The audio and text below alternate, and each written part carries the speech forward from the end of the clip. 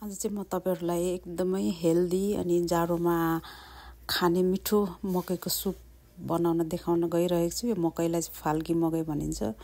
अनि फाल्की मकै भनेको चाहिँ कतिलाई थाहा नहुन सक्छ हैन। यो चाहिँ हरियो हुँदाखेरि कलिलोमै उसिनेर सुकाएर अनि ओखलमा फलेर त्यसको त्यो बोक्राहरू फ्यालेर बनाएको मकैलाई चाहिँ फाल्की मकै भनिन्छ। अनि यसमा चाहिँ तपाईहरु आफ्नो इच्छा अनुसारले चाहेको गेडागुडी भेजिटेबलहरू मिसाउन सक्नुहुन्छ, मासु पनि मिसाउन सक्नुहुन्छ। मैले चाहिँ चना अनि राजमा अनि भेजिटेबलमा चाहिँ गाजर, फर्सी, आलु, मुला लगाएको छु हैन। तपाईहरुले आफ्नो इच्छा अनुसारले जे पनि लाउन सक्नुहुन्छ।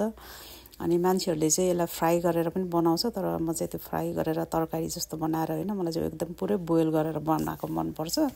अनि त्यही भएर मैले चाहिँ पुरै बोइल गरेर हैन, त्यो पाक्न लागिसकेपछि चाहिँ घिउमा लसुन झानेर लगाइदिन्छु हैन। त्यसले गर्दा यसको स्वाद पनि एकदमै मिठो हुन्छ। अनि यसको लागि छुट्टै अचार बनाउनु पर्छ हैन। खुर्सानी, टमाटरहरुको पिरो अचार आफ्नो इच्छा अनुसारको कति खानु मन लाग्छ पिरो त्यो लगाएर पिरो अचार बनाएर लगाएर सुप खानुस् जाडोमा एकदमै हेल्दी